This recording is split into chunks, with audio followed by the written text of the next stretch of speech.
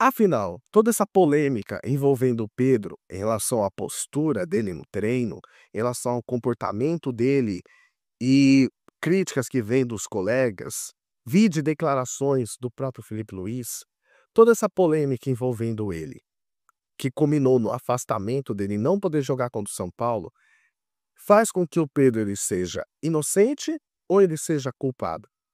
Quem é que é o errado dessa situação? Porque a gente tem vários pontos, e aqui a gente vai chegar numa conclusão. Deixa o like no vídeo, se inscreva no canal, ajude o nosso trabalho a crescer cada vez mais, eu conto com você. Para quem está acompanhando, e acho que todo mundo está acompanhando essa história do Pedro, vem várias informações de todos os lados. Mas, por mais que venham várias informações, a gente sabe um caminho que está sendo traçado, que é o seguinte: antes da lesão, ligamento cruzado, que o Pedro teve quando ele foi convocado para a seleção brasileira, ele era o artilheiro de tudo. O grande artilheiro do Flamengo, mais de 30 gols, beleza. O que culminou na convocação para a seleção brasileira de forma completamente justa. Houve a lesão, o Pedro fisicamente e visivelmente não conseguiu entregar aquilo que o Felipe Luiz gosta, que é o quê? Intensidade na retomada de bola e conseguir fazer com que o jogo fique mais dinâmico. Por quê? Porque o Felipe Luiz, ele tem um estilo de jogo mais agressivo, e isso que está calcado no DNA do Flamengo, principalmente desde 2019. Só que essa agressividade exige um alto nível de entrega física, e visivelmente o Pedro não estava atingindo isso. Por mais que ele é o grande goleador do Flamengo, ele é o camisa 9 e fazedor de gols. Aliás, como disse o Felipe Luiz na própria entrevista, quem é que não quer contar com o atacante que faz mais de 30 gols? Fisicamente ele não estava aguentando.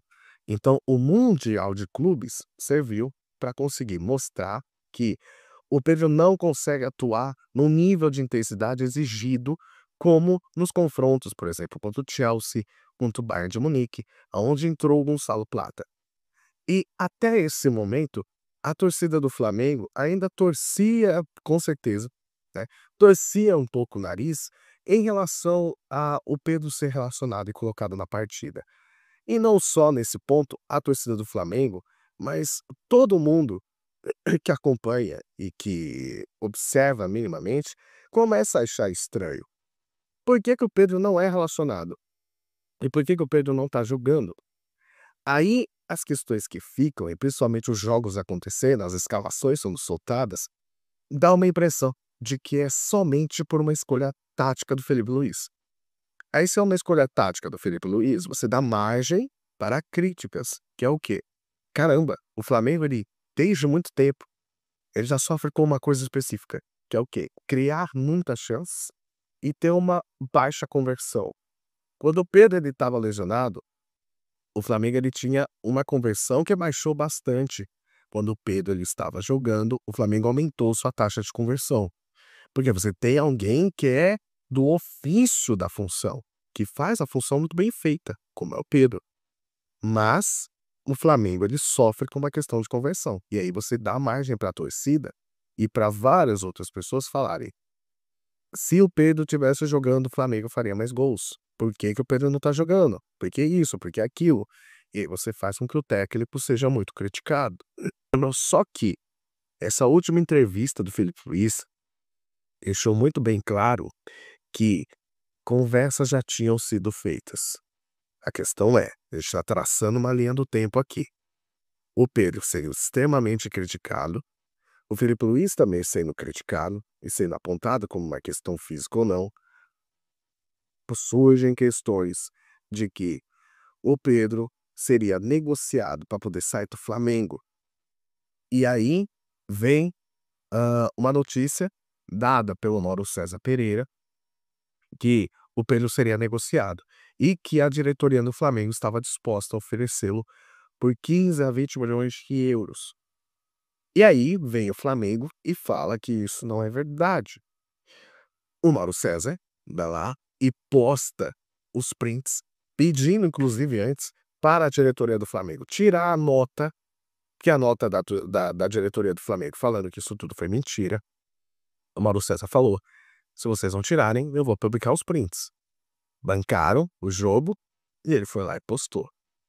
Isso, segundo o Pedro, caiu muito mal para ele. Por quê? Porque ele foi exposto por um membro da comissão técnica falando que gostaria de vendê-lo, sendo que o Pedro gostaria de ficar no Flamengo. E aí isso gera um mal-estar. Com isso, segundo informações que vão acontecendo, é que o Pedro estaria desgostoso com o clima que ficou e gostaria de sair do Flamengo. Só que com isso, acaba acontecendo o seguinte: não surgiram propostas de 15 a 20 milhões de euros que gostaria de ser negociado. E aí, com isso, o Pedro tem que ficar.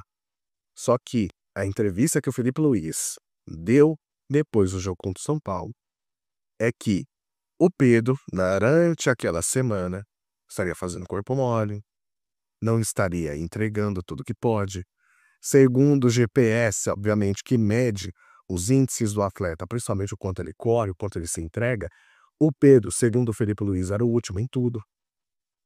E aí, a gente levanta outra hipótese, que é o seguinte: é que a gente precisa fazer uma reflexão do porquê que muitas vezes a gente acha que um treinador é culpado de tudo e não focar também no atleta. Por quê? Porque observando isso e sabendo, por exemplo, como a gente vê o Felipe Luiz, se a gente for parar para pensar, ele parou de jogar e se aposentou porque ele não conseguia mais entregar, principalmente fisicamente, porque tecnicamente ele sobra, fisicamente aquilo que o Flamengo gostaria. Tinha muita gente, inclusive da torcida e vários jornalistas, que queriam aposentar o Felipe Luiz. Quem é que não tá lembrado disso? Não joga mais, tá velho, não tem mais idade para isso, não consegue mais correr. Então, essa era a dinâmica da qual estava se tornando já para o Felipe Luiz. Ele preferiu se aposentar. Você pega as características, a disciplina e o jeito de lidar com um cara que preferiu se aposentar porque não conseguia mais entregar fisicamente para o clube do coração, e aí você pega e compara as atitudes desse treinador com um jogador que não entrega, principalmente aquilo que ele sabe que ele pode entregar, e aí faz corpo mole, e aí prejudica os outros companheiros do clube, que já, inclusive, segundo o Felipe Luiz, reclamaram sobre as atitudes. Então a gente acha que isso não cai mal. É óbvio que cai mal para o treinador, porque o treinador está acostumado a outra dinâmica, a um outro jeito de lidar, a outro tipo de profissionalismo.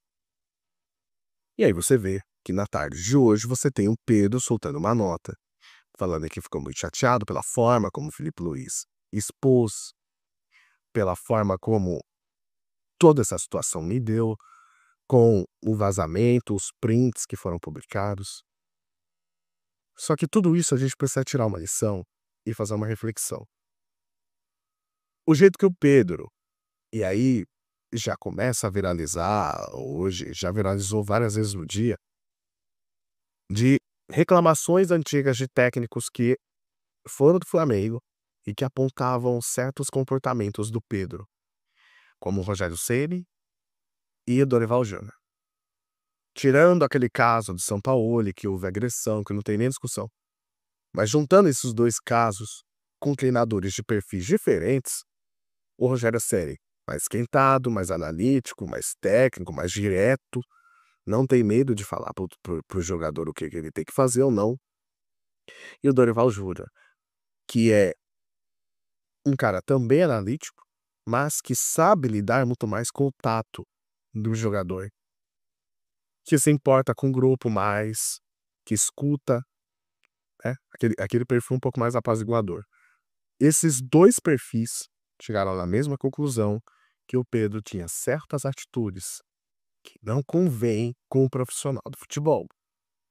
E aí, quando você tem isso, você chega à conclusão, juntando com as declarações do Felipe Luiz, que infelizmente o Pedro está tendo algumas atitudes que, como o Felipe Luiz disse, beira o ridículo. Só que aí, dando essa entrevista, isso cai como uma bomba e uma grande novidade aqui no Brasil, principalmente se tratando do perfil do técnico brasileiro e do perfil do jogador brasileiro. Por quê?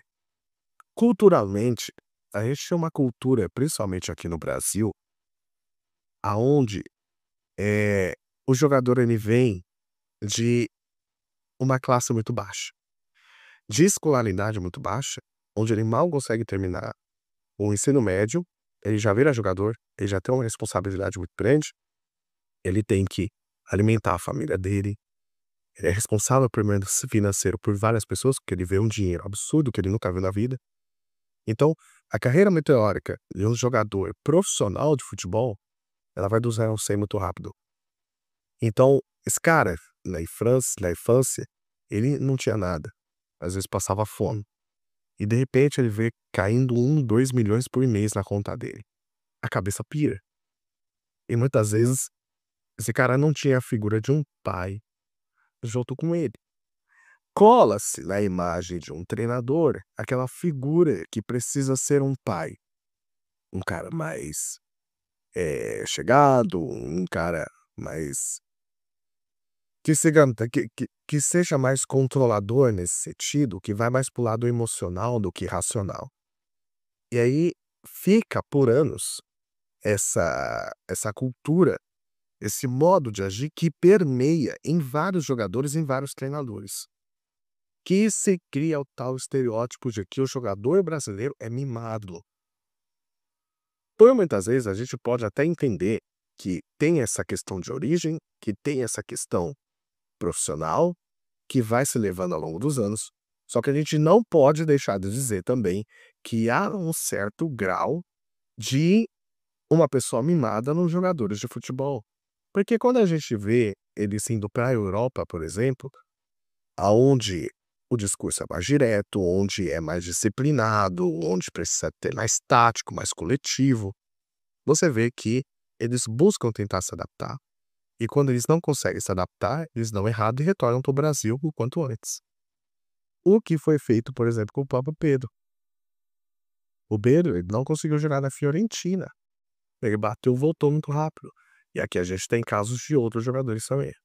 Então, esse tipo de coletiva, esse tipo de fala do Felipe Luiz choca muito, porque vai de encontro à cultura do treinador barra jogador que a gente tem no Brasil. E sendo bem realista, tá na hora da gente mudar essa visão. E aqui a gente pode entrar em outro pormenor, por exemplo, assistindo a Jovem Pan, o Vampeta, no bate-pronto, ele falou que o Felipe Luiz pegou muito pesado. E que ele exagerou, e aí ele deu comparações que a gente vai citar aqui.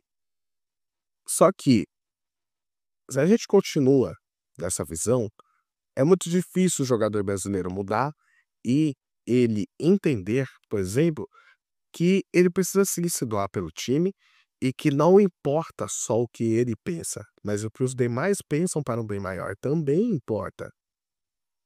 E aí, a gente vai citar alguns exemplos.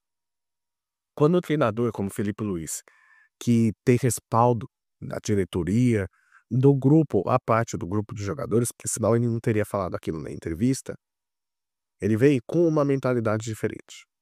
E aqui a gente pode pegar 2 exemplos. A gente pode usar o exemplo do Guardiola, quando ele vem para o Barcelona, ali em 2008, mais ou menos, ele de cara fala que não quer 2 jogadores, por exemplo, do time. Deco fora, Ronaldinho fora. Eu quero fazer o time da minha forma.